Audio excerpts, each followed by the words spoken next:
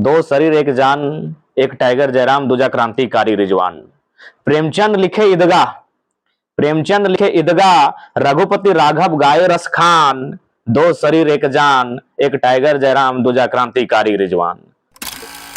कि हरे कृष्ण हरे राम, गिरिडीह हो गया है पूरा जयराम जयराम जयराम। जयराम महतो, रिजवान, संजय दा, मनोज दी, मनमोती जी, यही 4-5 लोग हैं हमारे पास जो एक स्टार प्रचारक के रूप में होंगे। लड़की कन्या वर्ग में कहें तो पूजा जी हो सकती होंगी, बेबी होंगी, दमयंती मुंडा होगी, उषादी होंगी।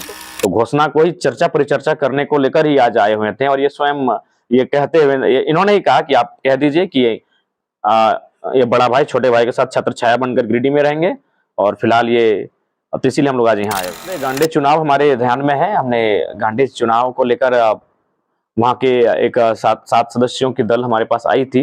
इसी जहाँ बैठ के हम लोग इंटरव्यू दे रहे हैं, वहां पर उनसे बैठकर बातचीत हुई है।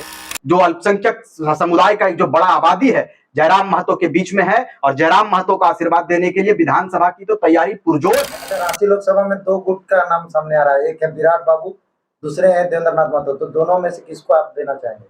देखिए, ऐसा तो हम तक ये कोई सूचना नहीं आई है और निर्विवाद रूप से अगर देखिए, चूंकि हमने अल्पसंख्यक की बात कही, अगर चर्चा परिचर्चा 4 में से 1 में जाएगा, नहीं तो फिर देवेंद्र जी निसंदेह हमारी ओर से प्रत्याशी के रूप में रहेंगे। उनका संघर्ष पूरा राज्य जानता है। जयराम महतो धनबाद लोकसभा से उम्मीदवार की घोषणा कब करेंगे? निस्संदेह हम लोग बहुत जल्द धनबाद लोकसभा से अपने उम्मीदवार की घोषणा करेंगे। हम लोग चूंकि बाकी दलों ने पुष्टि कर दी है, कुछ एक आध दल बचे हैं, उनकी पुष्टि करते ही हम लोग धनबाद लोकसभा से अपने उम्मीदवारी की घोषणा करते हुए दिखेंगे। कौन होंगे आपके नजर में उम्मीदवार? देखिए, उम्मीदवारों को लेकर काफी रायशुमारी की जा रही है, काफी चिंतन मंथन किया जा रहा है और अंतिम निष्कर्ष पर पहुंचने से पहले हम लोग तमाम गतिविधियों को देखते हुए सारी चीजों को आत्मशुमार करते हुए हम लोग इस नतीजे पर पहुंचेंगे। एक तरफ झुमरा किंग करण महतो तैयारी पे लगे हैं, एक तरफ आपके साथ है रिजवान क्रांतिकारी जो अल्पसंख्यक का केंद्रीय अध्यक्ष हैं। किसको ऊपर आप नजर गड़ाए हैं? देखिए, अगर मैं ईमानदारी पूर्वक कहूं तो बिल्कुल रिजवान दा एक बहुत बड़ा चेहरा है, हमारे बड़े भाई हैं, लेकिन आपको कभी कभी यथार्थ होकर सोचना चाहिए। क्योंकि देखिए, हमारे पास जितने भी नौजवान हैं 18 से 25 साल के, वो भावनाओं से भरे हुए हैं और राजनीति भावनाओं से नहीं, राजनीति रणनीति से जीती जाती है और रणनीति बनाकर ही राजनीति में स्थापित किया जा सकता है। अभी हम लोग नया चुनाव है, पहला चुनाव है और पहला चुनाव में लोकसभा बहुत बड़ा विषय होता है। लोकसभा के विषय अलग होंगे, लोकसभा का माहौल अलग होगा, लोकसभा की चर्चे अलग होंगे। अगर धनबाद और गिरिडीह में दोनों दिन अगर 15-10 दिन के अंतराल में अगर चुनाव होता तो निसंदेह रिजवान दा धनबाद से ही चुनाव लड़ सकते थे। लेकिन देखिए, यथार्थ की अगर आप सोचेंगे तो अगर हम लोग दोनों अलग अलग लड़ते हैं, रिजवान कहीं और से लड़ेगा, जयराम कहीं और से लड़ेगा, तो हमको लगता है कि दोनों जगह हम लोग को नुकसान होगा, किसी सीट को हम लोग निकाल नहीं पाएंगे। इसीलिए जो हमारे संगठन के साथी हैं उनका सम्मान करते हैं, लेकिन कभी कभी आपको प्रैक्टिकल होकर, इमोशनली नहीं प्रैक्टिकली सोचना होगा। दोनों जब चुनाव हार जाएंगे, हम लोग वहां सम्मानजनक वोट ले आ सकते हैं, 1.5 लाख 2 लाख 2.5 लाख वोट हम लोग ले आएंगे, लेकिन चुनाव का नतीजा क्या होगा कि हम लोग दोनों धनबाद भी हार जाएंगे और गिरिडीह भी हार जाएंगे, क्योंकि दोनों दिन एक ही दिन चुनाव है। गिरिडीह में बिना रिजवान के जयराम महतो नहीं जीतने वाला है और धनबाद अगर हम किसी को उम्मीदवारी देते हैं और बिना जयराम के वो शख्स जीतने वाला नहीं है, लेकिन दोनों का चुनाव एक ही दिन है और हम लोग वो कह सकते हैं कि भले 2 शरीर हैं लेकिन दोनों एक हैं। यानी इसका मतलब दोनों जगह से टाइगर जयराम महतो चुनाव लड़ेंगे, धनबाद और गिरिडीह?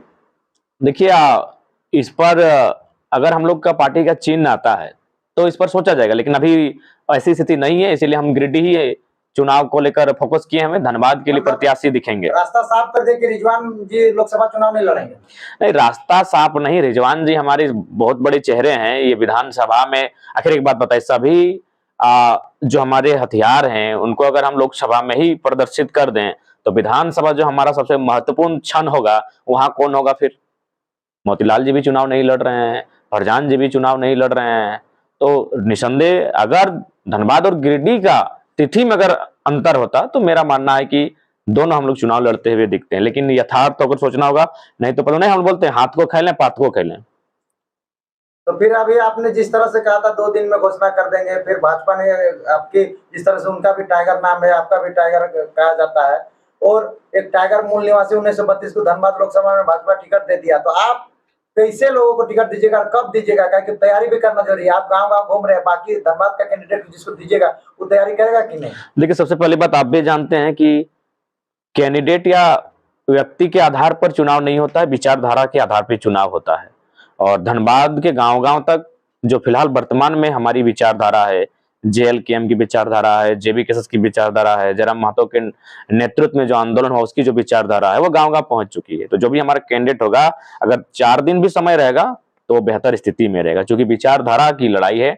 और विचारधारा हमारी 2-2.5 वर्षों में 5 साल के बच्चे से लेकर 95 साल की बूढ़े बूढ़ियों तक पहुंच चुकी है। इसीलिए कोई विशेष असुविधा नहीं होगी। कब घोषणा कीजिएगा? इसीलिए आज आदरणीय बड़े भाई रिजवान जी आए हैं और उसी बीच आप लोग का आगमन हुआ, तो घोषणा को ही चर्चा परिचर्चा करने को लेकर ही आज आए हुए थे। और ये स्वयं ये कहते हुए इन्होंने ही कहा कि आप कह दीजिए कि ये बड़ा भाई छोटे भाई के साथ छत्र छाया बनकर गिरिडीह में रहेंगे। और फिलहाल ये तो इसीलिए हम लोग आज यहाँ आए हुए हैं। अभी 4 नाम आप लेके गए थे वहाँ शायद जी, 4 नाम में से कहीं कोई एक चेहरा हो सकता है? उन 4 नामों में से भी हो सकता है, निसंदेह हो सकता है। हाँ, रिजवान दा भविष्य में हमारी जो विधानसभा होगा इसके ये मुख्य चेहरा होंगे, क्योंकि मान के चले अगर हम लोकसभा चले जाते हैं तो फिर राज्य में विधानसभा का चेहरा कौन बचेगा, तो उस समय चीजों को संभालेंगे माननीय रिजवान दा। मतलब जो अभी चुनाव नहीं लड़ रहे हैं वो लोग विधानसभा चुनाव लड़ेंगे? विधानसभा में उनका दारोमदार और उनकी जो उपस्थिति होगी वो मजबूत होगी। लगभग हर समुदाय से आपकी पार्टी ने उम्मीदवार घोषित कर दी, तो क्या तय माना जाए कि जो धनबाद होगा वहाँ से अल्पसंख्यक ही उतरेंगे? देखिए, निसंदेह एक सीट अल्पसंख्यक के साथ हम लोग जाएंगे। धनबाद हो सकती है, जमशेदपुर हो सकती है, रांची हो सकती है, गोड्डा हो सकती है।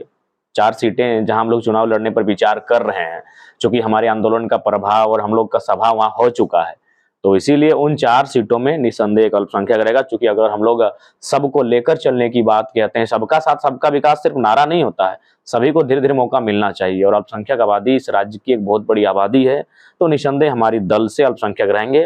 और उसका चयन बाकी हमारे जो अल्पसंख्यक साथी हैं, अभी हमने देवेंद्र महतो का नाम लिया कि अल्पसंख्यक रांची से भी उतार सकते हैं, तो अभी वहाँ पे चुनाव प्रचार जो देवेंद्र महतो कर रहे हैं, तो क्या वो भी प्रत्याशी नहीं है? देखिए, जब तक ऑफिशियली घोषणा नहीं हुआ है तब तक आप प्रत्याशी नहीं मान सकते हैं। ऑफिशियली 2 उम्मीदवार का घोषणा किए हैं, एक सिंहभूम और एक चतरा साइड, तो और कोडरमा अभी शाम तक अभी हम लोग का लेटर बनेगा और एक आध उम्मीदवारों की घोषणा हो जाएगी। आपने जिस तरह से 2 सालों तक आंदोलन किए हैं बाहरी भीतरी को लेकर, तो उसी तरह से देखा जाए तो खतियानी विधायक को टिकट दे दिया जाए बीजेपी के द्वारा, तो क्या ये आंदोलन का असर है? एक बात बताइए, ये आंदोलन का असर कैसे नहीं है, आप इसे परिभाषित कीजिए। ये पूरे झारखंड मान चुका है कि आंदोलन का असर है, ये आंदोलन का असर कैसे नहीं है? उनको पूछिए कैसे असर नहीं है। आदरणीय जिनका नाम आप चर्चा करते हैं उनका नाम तो गिरिडीह के लिए गया था, और वो धनबाद उनका लोकसभा है भी नहीं, उनका नाम गिरिडीह में रायसुमारी के लिए गया था, उनका और आदरणीय पूर्व रविंद्र कुमार पांडे जी का रायसुमारी के लिए गिरिडीह लोकसभा से गया था। ऐसा नहीं कि वो उनका नाम नहीं गया था, लेकिन उनका नाम गया था किसी और लोकसभा से और उनका नाम आया किसी और लोकसभा में। इसका कारण कहीं ना कहीं ये 2 साल 2.5 साल का आंदोलन है, ये हम नौजवानों का मेहनत है। खैर, विचारधारा भिन्न है, पार्टी की विचारधारा हमारी विचारधारा भिन्न है, लेकिन हाँ, ये चीज एक माहौल है चर्चा का कि मैंने जो लोग खतियान की बात नहीं करते थे आज वो खतियानी उम्मीदवार की ओर फोकस कर रहे हैं, चतरा में सुन रहे हैं खतियानी उम्मीदवार को दिए हैं, जो भी है। तो ये सारी चीजें उभर कर सामने आ रही हैं। और जहां तक अगर धनबाद लोकसभा की बात करें, एनडीए की अगर बात करें, तो राज सिन्हा और ब्रंची जी का नाम आ रहा था। आपके चंद्रशेखर अग्रवाल जी रेस में दिख रहे थे, लेकिन तीनों के तीनों गैर झारखंडी थे। तो ये तो 2-2.5 सालों के आंदोलन का असर है कि दुनिया की सबसे बड़ी पार्टियां भी बारीकी से महीनता से चीजों को समझ रही हैं। अब झारखंड के लोग कब समझेंगे और जो खतियान की बात करेंगे उनके साथ कब खड़े होंगे, जो झारखंड के नौजवानों की नियोजन नीति पर बात करेंगे उनके साथ कब खड़े होंगे, ये अब झारखंड को तय करना है। जिस दिन झारखंड के लोग इस बात को तय करने लगेंगे, मुझे लगता है वो बेहतरीन बदलाव होगा। 2 सालों में जब इतना बदलाव हो सकता है तो निस्संदेह भविष्य में भी हम लोग बेहतर बदलाव करेंगे इस राज्य में, और वह राज्य के लिए शुभकारी होगा। खूंटी लोकसभा में टिकट दे रहे हैं?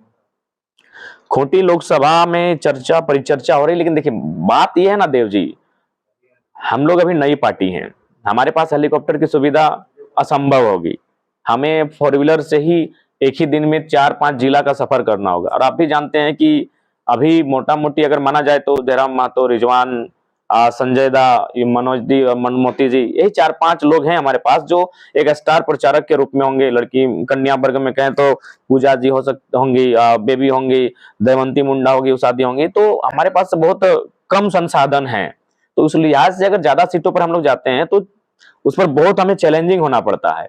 हमारे पास सेंट्रल पार्टियां नहीं है कि हमारे पास सेंट्रल फंडिंग है, या फिर हमारे पास बाकी और स्टेट्स के जो कदावर नेता है उनको उतार दें। तो इसीलिए, और ये चीजें जब उम्मीदवार होगा तो आप केंद्रीय अध्यक्ष हैं, आप कैसे मैंने मुख मोड़िएगा, तो इसलिए हमें तो वहां भी समय देना होगा। तो इन चीजों को भी देखना होगा कि हम लोग कितनी सीटों पर उम्मीदवार देंगे, तो वहां कम से कम तो 2 दिन आपको समय देना होगा। अच्छा, रांची लोकसभा में 2 गुट का नाम सामने आ रहा है, एक है विराट बाबू, दूसरे हैं देवेंद्र नाथ महतो, तो दोनों में से किसको आप देना चाहेंगे? देखिए, ऐसा तो हम तक ये कोई सूचना नहीं आई है, और निर्विवाद रूप से अगर देखिए, चूंकि हमने अल्पसंख्यक की बात कही, अगर चर्चा परिचर्चा 4 में से 1 में जाएगा, नहीं तो फिर देवेंद्र जी निसंदेह हमारी ओर से प्रत्याशी के रूप में रहेंगे। वो उनका संघर्ष पूरा राज्य जानता है।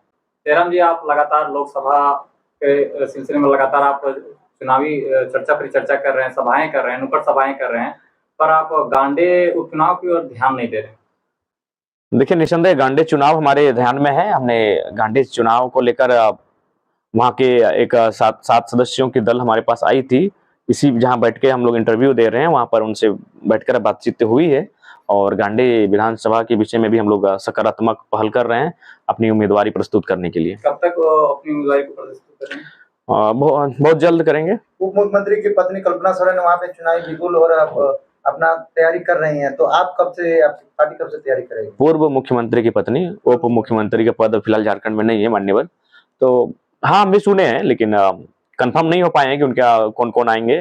तो जैसा बाकी टीमों के प्रत्याशी होंगे, कैंडिडेट देने हम लोग देने की स्थिति में रहेंगे। आप नुक्कड़ सभाएं आज कर रहे थे, अचानक 2 सभा करने के बाद वापस आ गए। देखिए, आचार संहिता का चूंकि 2 सभा करने के बाद प्रशासनिक पदाधिकारियों को कॉल आया था कि फिलहाल किसी कारणवश आपका जो बाकी का कार्यक्रम है उनको अनुमति अस्वीकार किया जाता है, तो आप लोग फिर से अनुमति प्राप्त करें। चूंकि आचार संहिता है तो फिर हमने भी अनुमति आप कार्यक्रम करते हैं? नहीं, अनुमति हो चुका था, लेकिन क्यों शायद स्थान का जो अभी सुने में आया कि जो जमीन जहां आप सभा करेंगे उसका जमीन का रिकॉर्ड देना पड़ता है, तो उसमें शायद कुछ त्रुटि था, तो इसलिए बाकी का जो कोई त्रुटि था या फिर कोई पॉलिटिकल प्रेशर किया जा रहा है? देखिए, संभावना अब इस बात से खारिज नहीं कर सकते हैं। सही बात है, सबका हद का है, सबके लहर रहल है। लहर रह कारण है कि आप उन लोग घर में सुतल है और आप एक दिन में 9 गो सभा कीजिएगा, तो कौन बर्दाश्त करेगा? बात तो सही है। खुद तो मेहनत उन लोग करने वाला है नहीं, एक पार्टी के भरोसे है, केडर के भरोसे है। लेकिन एक नौजवान लड़का एक दिन में 10 सभा, 15 सभा, खैर उस दिन तो 25 गो कार्यक्रम किए,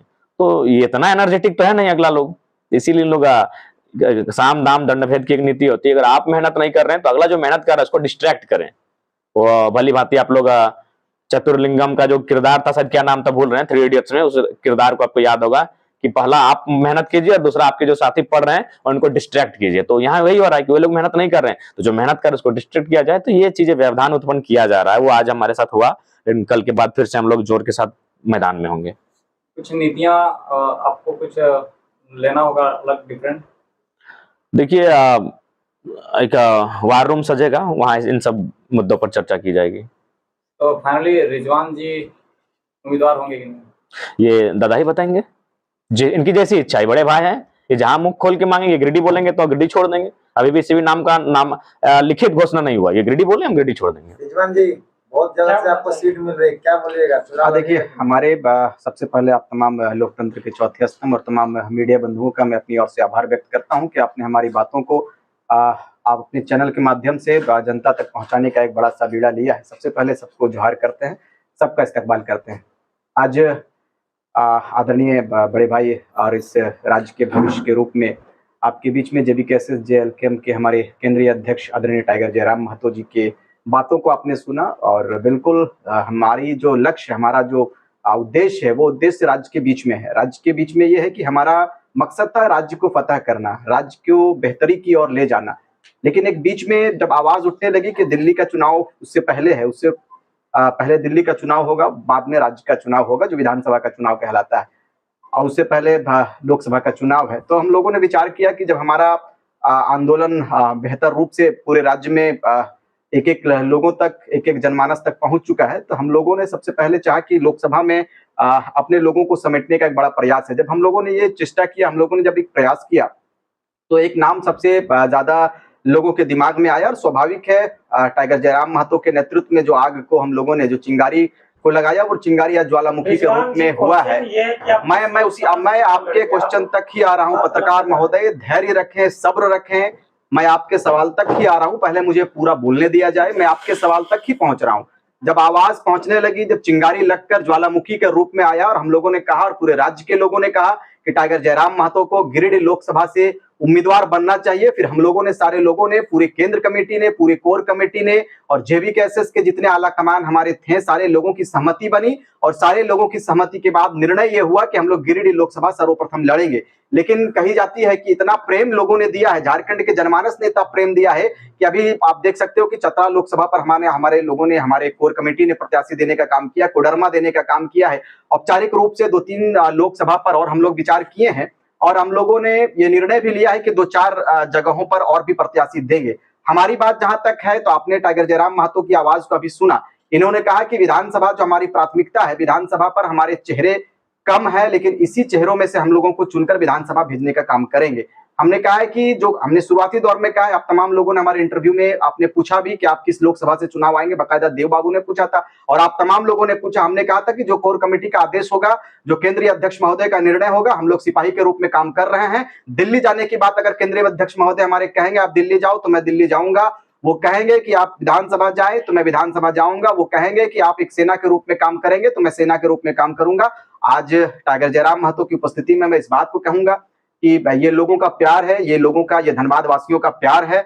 आज पूरे राज्य के लोगों ने मुझे इतना प्यार दिया है और आप कमेंट के माध्यम से भी हमने देखा है, सर्वे के माध्यम से भी आपने भी सर्वे किया, देव बाबू ने सर्वे किया और तमाम पत्रकार बंधुओं ने सर्वे किया। सर्वे में हमारे नाम को प्राथमिकता दी गई है, लोगों ने प्यार दिया है, लोगों ने मोहब्बत दिया है और लोगों ने ये जताया है कि रिजवान क्रांतिकारी यदि लोकसभा धनबाद से आते हैं तो हम लोग भरपूर सहयोग करके उनको आशीर्वाद देने का काम करेंगे। लेकिन ये आपके लिए और मेरे लिए बड़ी सौभाग्य की बात है कि जो आंदोलन की शुरुआत हम लोगों ने मात्र 2 वर्ष पहले किया है और 2 वर्ष पहले करने का मकसद हमारा ये था कि राज्य में उत्थान और राज्य के ज्वलंत विषयों पर काम होना चाहिए। नेताओं के जो कार्य है उन कार्यों से हम लोगों ने अवगत कराने का काम किया है, टाइगर जयराम महतो ने अवगत कराने का काम किया और ये बड़ी खुशकिस्मत हम लोग हैं कि 2 साल के क्रम में पूरे राज्य में हम लोग उस संदेश को देने में सफल हुए हैं और अब हमारी बात सीधे दिल्ली तक लोग करने लगे। ये हमारे लिए सौभाग्य की बात है। आपने सुना टाइगर जयराम महतो जी ने कहा कि रिजवान जी हमारे साथ रहेंगे। बेशक मैंने शुरुआती दौर में कहा है कि हम लोग भले 2 जिस्म हैं लेकिन एक जान के रूप में काम करते हैं।